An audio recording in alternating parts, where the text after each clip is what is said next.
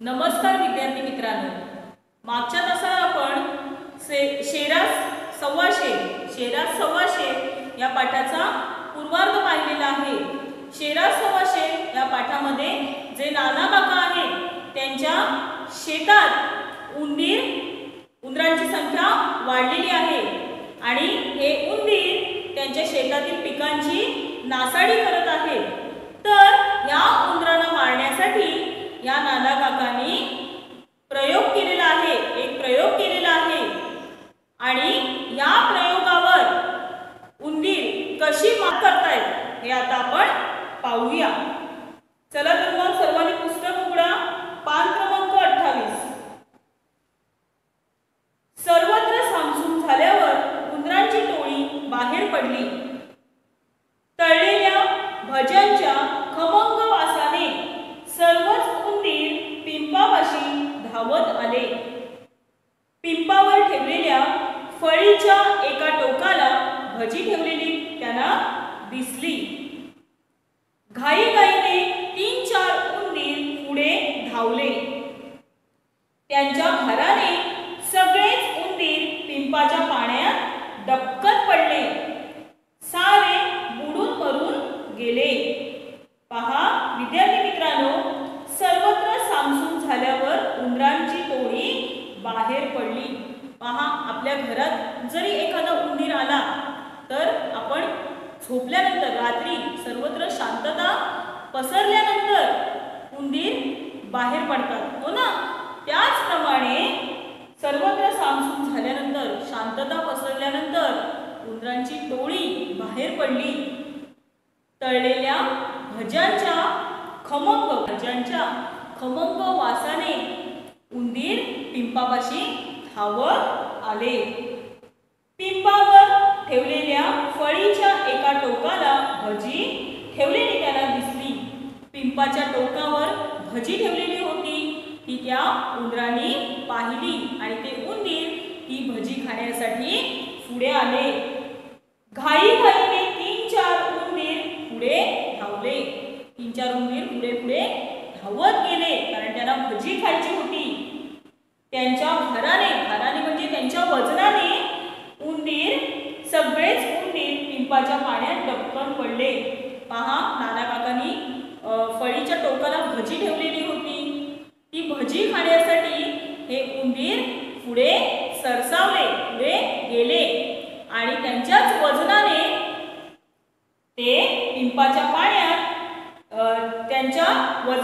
सगळेच उंदीर पिंपाच्या पाण्यात डबकन पडले। सारे बुडून मरून गेले। तर पुढे काय झालं पहा। सकाळीच अधीरतेने नाना काका पिंपापाशी आले। अधीरतेने म्हणजे उत्सुकतेने। सकाळीच नाना काका उत्सुकतेने त्या पिंपापाशी आले। त्यांनी रात्री भजी ठेवलेली होती। मग त्या भज्यांचं काय झालं? उंदीर आले का हे सर्व काही पाहण्यासाठी हे नाना काका त्या पिंपापाशी सकाळी गेले।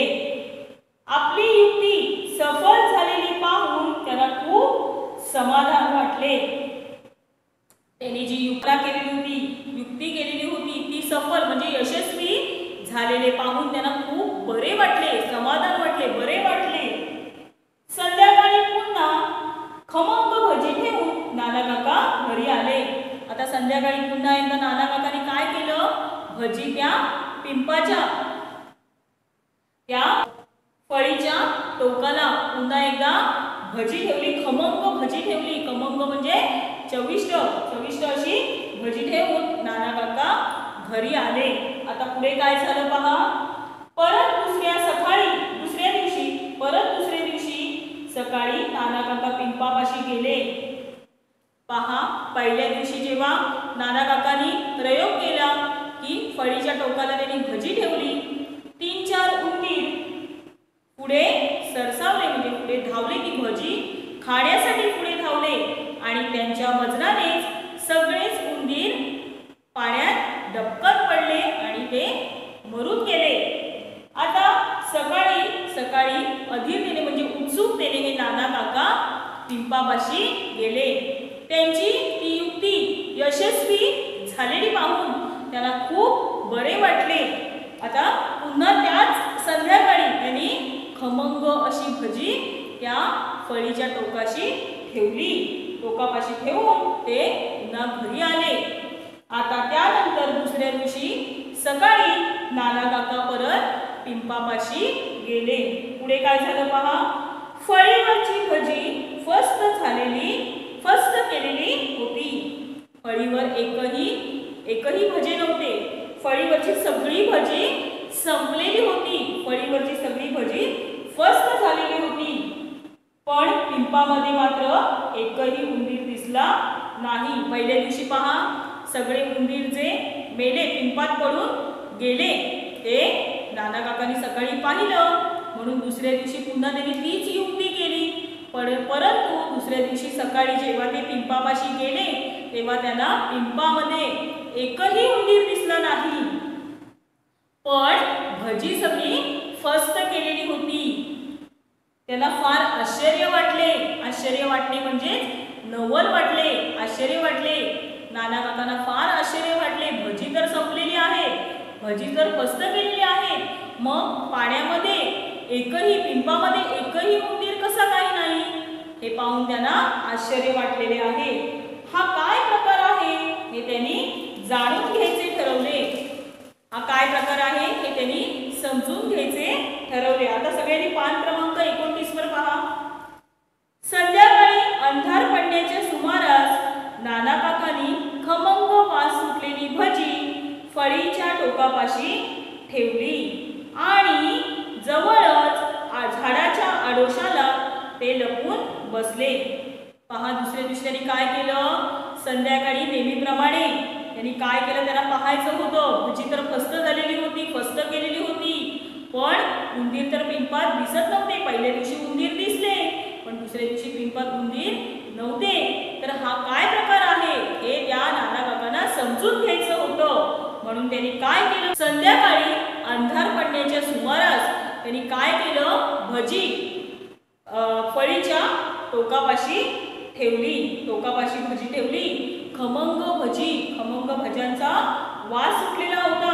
अशी खमंग वास सुटलेली भजी फळीच्या टोकापाशी ठेवली आणि झाडाच्या आडोशाला त्या पिंपाजवळच्या झाडाच्या आडोशाला ते लपून बसले होते आणि सर्व काही पाहत होते.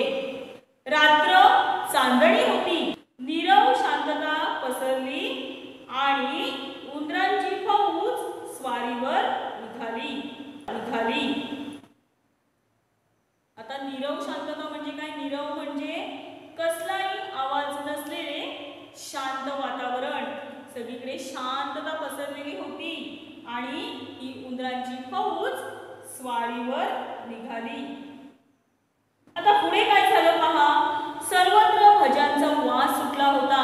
नाना काकांनी फळीच्या टोकापाशी जी भजी ठेवली होती खमंग भजी त्या भज्यांचा वास सगळीकडे सुटला होता आणि शांतता पसरलेली होती. नीरव शांतता होती.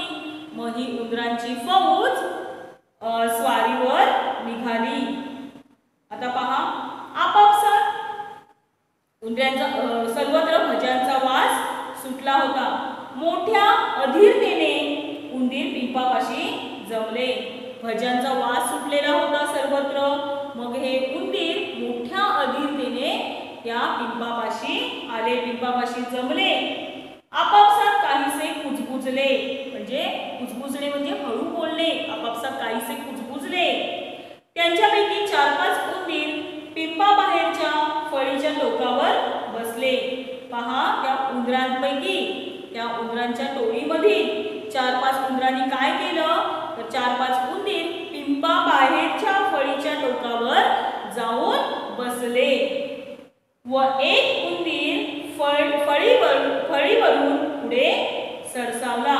त्या उंदरांच्या टोळीमधल्या 4-5 उंदरांनी पिंपाबाहेरच्या फळीच्या टोकावर ते जाऊन बसले आणि एक उंदीर फळीवरून पुढे सरसावला.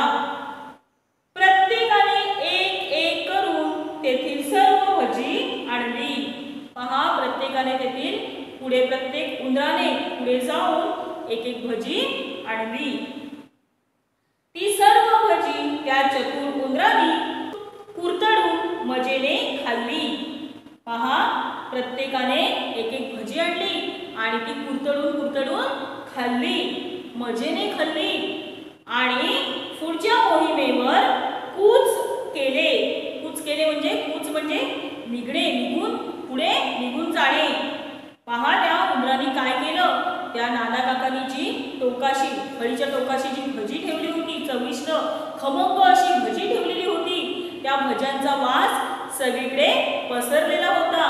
नीरव शांतता होती आणि त्या नीरव शांततेमध्येच ते उंदीर आले आणि त्या उंदरांपैकी 4-5 उंदीर, त्या उंदरांपैकी 4-5 उंदरांनी पिंपाबाहेरच्या फळीच्या टोकावर त्यांनी ते उंदीर जाऊन बसले. पिंपाबाहेरच्या फळीच्या टोकावर जाऊन बसले.